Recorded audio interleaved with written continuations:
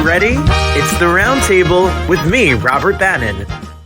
Welcome to the Roundtable, everybody. My name is Robert Bannon. You're listening to us on Broadway World or over here on the Broadway Podcast Network. I am so excited. You know, I first heard of this show, I'm going to show my age, but decades ago, when a good friend of mine in community theater here in New Jersey was like, have you ever seen Reefer Madness?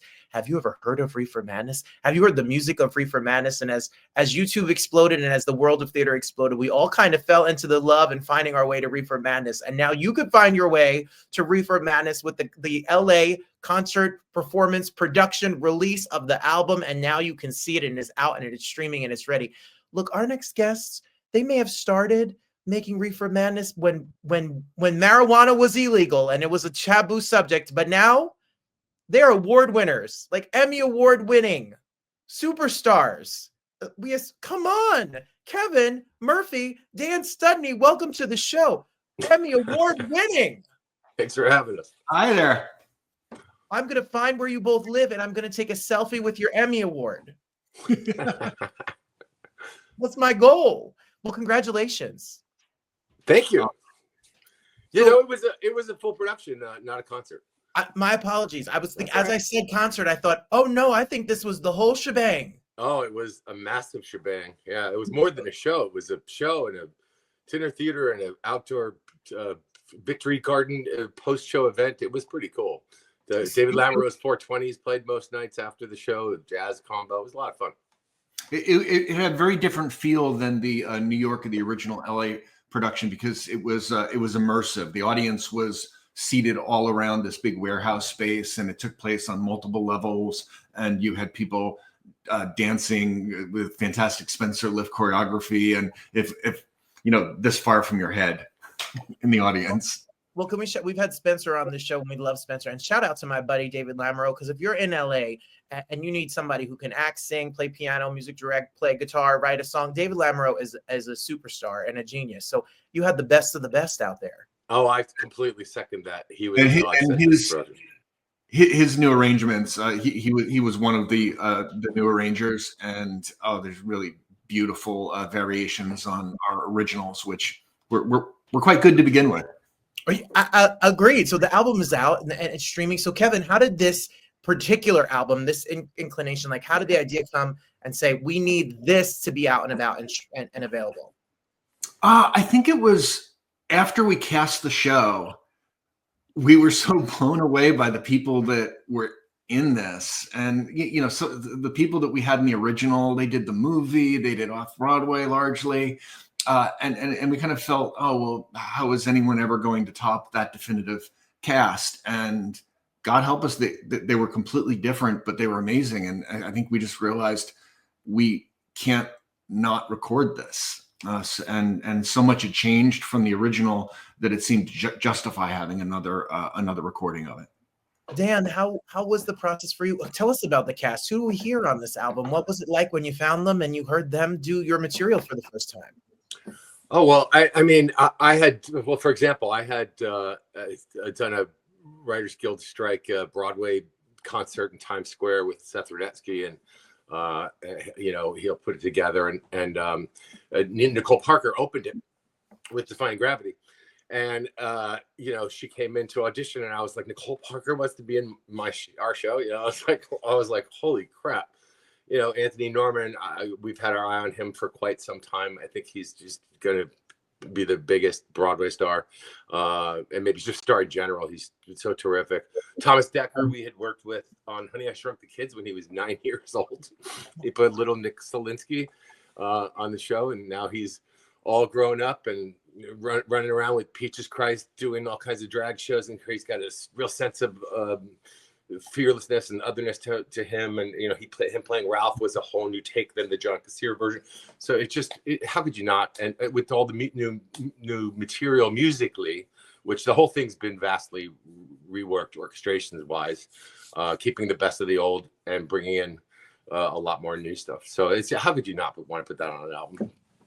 Well, you guys' material, this project and the title of it all has had quite the journey. And Kevin, when you first wrote this, when you came up with the idea, What's it like these years later to see it keep living and to see that this keeps getting reincarnated? New audiences find it. Theaters put it on around the country and the world. It must be a trip. No pun intended. It's really amazing, and it's also a little dispiriting that the show has continued to be relevant. Like one would think that, oh, weed's legal, there's no reason to have Reefer Madness, but Reefer Madness is actually about something much larger. It's about disinformation. It's about people in power profiting by exploiting your fear, and that's something that it's happening today. It was happening. And scapegoating, punching down on minorities. Oh yeah, and others, and using the flag and hugging the flag and bringing out Jesus. I mean, our show does all of that stuff. So what you're saying is the world we're living in today took its direction from the satire of your show. God, I sure hope not. Absolutely. Be responsible for that.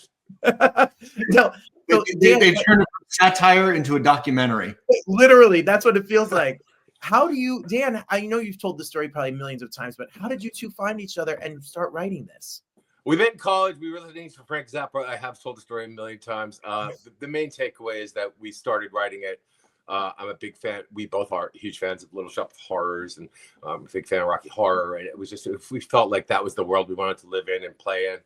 And we started writing it thinking we were going to make a funny musical about singing, dancing potheads, bopping around. And then when we started researching it, we found out about all this, the way it was criminalized and the racism that was used and the yellow journalism that was used. And we just said, oh, there's something much larger than marijuana going in. And that's what's kept us interested for the past 25 years. This was the 25th anniversary production. Wow. It's so amazing. And Kevin, you've had some pretty heavy hitter fans and some pretty heavy hitter people that you all have discovered or been a part of the show. I mean, when I was reading about the press release about this album, when I see like the liner notes by Angelina Jolie, and I'm like, what the heck? How? Who? What? Kevin, explain. You're talking about Maria Callas now. You're talking about that's true. The Outsiders. I'm as surprised. I'm as surprised as anyone. But her daughter, who is quite talented and quite brilliant, came to the show and kind of adopted it and started volunteering to work in our merch booth, and became part of the family who adopted Anthony Norman, and adopted part of. Not in real life. Don't confuse people, because she has adopted people. No, symbolically adopted. Symbolically. I would like them to adopt me now. If I didn't know that was an option, I'm available. It's an ad option. That's good. It's a VIP package. You can get, Dan, when you see that, or Kristen Bell, who has been a part of the production and been a part of your guys' cipher for a moment, for her to come on and be a part of it and help produce and stay a part of it. The show has stuck with a lot of the people through the cast that have done it. Yeah, I mean, Kristen's unbelievable. She puts her, she's the real deal. She's exactly as advertised as David Toshiro Crane, one of our actors, likes to say. She's totally the coolest person in the world, and the fact that she put her fame and face on the all that and money on the line for doing this was and continues to. She's just she's the real deal, and she's the best. It was cool. I sublet her apartment in the original off-Broadway production when she was going to NYU. It's like, that's how we met, when she was 19. We put her in the off-Broadway production. And now those frozen checks keep coming, and she just keeps on working. Yeah, I guess so. She won. Gotta spend it on something. She's won. So, Kevin, the iteration, for people who don't know or may just be discovering the show, this show was in New York. It is done LA. Like, there's a film, the film out and about, which has such a crazy cast of people in this film. And then, is there a way we could all, like, how do we all follow what is the trajectory of the show? Like, how do you describe it from this to the original to it's just evolved? Is it different? Is it very new? Is it a bit of the same? Well, we started off wanting the show to be small. We wanted it to be a show that we could actually produce ourselves, because we didn't think anyone else was going to step in and be our white knight. So we deliberately created a show that had a small ensemble. The original version had 8 primary roles, and I think now we've whittled that down to 7. for the current version. And we've also shrunk the show. It used to be a conventional 2-hour and change musical. Dan's counting how many people we have in the show. I think there's 6 principal characters actually now. Getting as small as we can, but it used to be like 2 hours and 15 minutes with an intermission. And this version is that we actually got down to about like 82 minutes, and we did that without cutting any songs. And it whips along. There's very little, we were ruthless about cutting, and we just wanted to make something that you could come in, have a great time, and still have enough of your evening left to go and like hang out and communicate with your friends and like and talk about what you've seen. So it sounds like a really special production, and for it to be immortalized and kept now, you could stream it wherever music is available. And shout out to Yellow Sound label for putting this out. What was it like? What was it like, Dan, to work with them, and how did it come apart that they got teamed up with you to get this out? Well, it's funny that I'll just step back for a second. It's funny that you should mention a mutual knowledge of David Lamoureux. He had suggested the Squigs to do our cover album, Just the Squigs Robertson. And it's so amazing. So he brought that to the table for us, and I should let Kevin speak to Michael Kreuter, because he came to us through Heathers, I think. So Michael Kreuter has been family for a long time. He produced the original Heathers 2014 album. He produced our West End album that we did in 2018, and when we had the, when we decided that we were going to try to get this recorded with this cast, we had to move really, really quickly because we were already in rehearsals. And so just to see if he was busy, I called him up and I said, is there any chance you might want to produce Reefer Madness? And he said, yes, yes, and yes. And so we were off to the races. But he's so talented. He's got such great taste. He moves quickly at the same time. You usually don't get both of those things together in the same package, but I just think it's just he did a beautiful job. There is a CD out now in the last week and a half, I think, or so. We put out a CD, and in addition to the streaming, and then in a couple months or so in the spring, we're going to have a double vinyl coming. Vinyl is coming, yes. The vinyl is you could Reefer Madness vinyl put on the record. And I'm not condoning, I'm not saying anything. I'm a school teacher in real life. I'm just saying whatever you do in your life and your house is up to you. But that seems like the authentic way to go, in my opinion. Absolutely. Do a Big Bamboo. What was the Cheech and Chong record? Big yes, Bamboo that came with. See, it's nostalgic and it's relevant and it's timely and it's all of the things. So you both have your career. I mean, you've worked together on television, you've worked together on series, you've worked together. You have independent work that you do without each other. How do you guys navigate your careers of when is Kevin and Dan working together? When is Kevin and Dan doing their own thing? And you've stayed close and stayed working through all these decades. Well, I think we go back to college, and our the first musicals that we wrote together were student musicals, and it just becomes a thing where once someone's been in your life that long, it becomes very easy to finish each other's sentences. It becomes easy because we've logged such a ridiculous amount of years that there's not a lot of standing on ceremony. So when we are working, stuff gets done really quickly and really efficiently because I know, I'm not going to do this because Dan's going to hate it. There is no way. Yep. I already know. Don't bother, Dan. I know your notes. I'll tell the director what you think. That's true. There's a shorthand that does make things go much faster.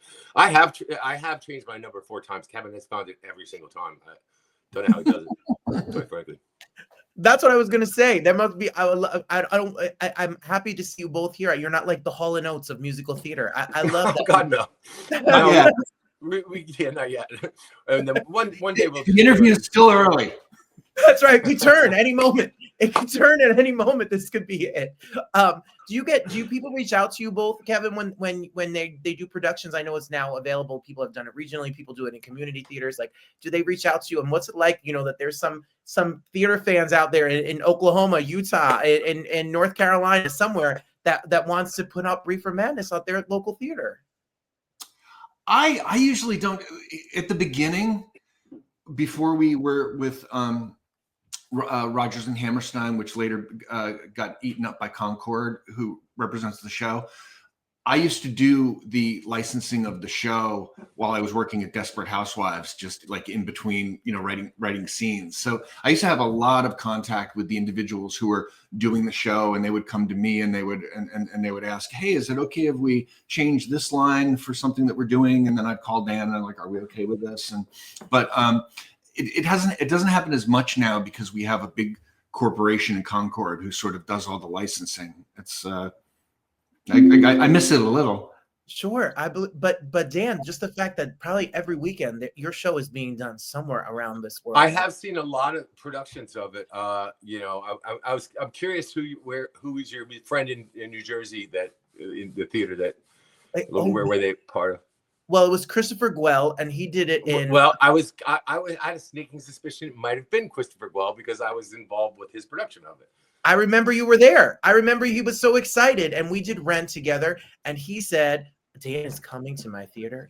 And he was, the fan of fandom. Like, he told us about this show and that we all needed to be a part of and know this show. Like, you have fans. Hi, Chris. Well, the last time we did put a CD out, it was in 2008, about 3 years after the movie, and we put out we reissued the LA soundtrack that we had already done years earlier, and then we added the Showtime movie to it, and we did a big concert at Joe's Pub in New York City, and Alan Cumming came, and Ina Gasteyer came, and Amy Spanger came, and Christian Campbell came, and Bob Torty, John Kassir, bunch. I think Jenna Lee Green came because Kristen Bell couldn't, and so we had a nice big concert at Joe's Pub, and that was where I first, I think, met Chris Guel, and he got to hang out with Alan Cumming after the show, and they might have smoked a joint. I don't know. You'd have to ask him.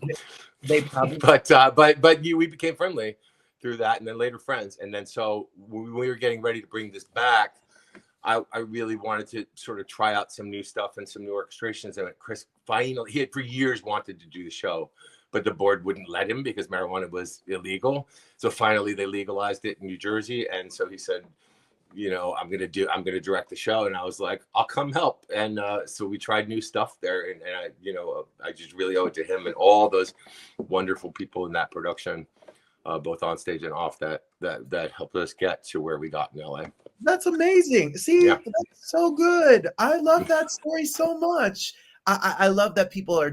Were you scared, Kevin, when you wrote this because it was a taboo subject, because it dealt with marijuana and it deals with, the word reefer is in the title? And was it, or you're just, you both are rebels? No, not at all. Because when we originally made this, we weren't thinking about, are we going to sell this on Broadway? Are we going to make a movie? It was really about, we love theater. We were longtime theater rats, and we had been doing television for, close to 10 years. And we just really missed the experience of doing live stage stuff. So we found Andy Fickman, who was another theater rat. We found Stephanie Steele and Gary Bloomsack, and they came and became our original core group of producers. And then Christian, who, now he's a producer with us, but he was our original, Jimmy. And just a bunch of theater people found each other, and we didn't care if we made $5 or if we lost $5. And it was only now it's become a thing, but that wasn't how we started off. It really was just done out of the love. That's what I love about it, is that the love in it. And Dan and Kevin, sometimes the business part sucks out some of the life and the love of what you originally do. And you guys got to do this with I guess what you're saying is no idea that it was going to become what it became, and it got to be what it is. And now people get to love it and enjoy it. Dan, that has to be when you look back at the legacy of this now and the years that it's been out, what's the takeaway? What's the lesson that you may have learned about creating art when that comes to Reefer Madness? Well, I mean, I always like to say one for them, one for me.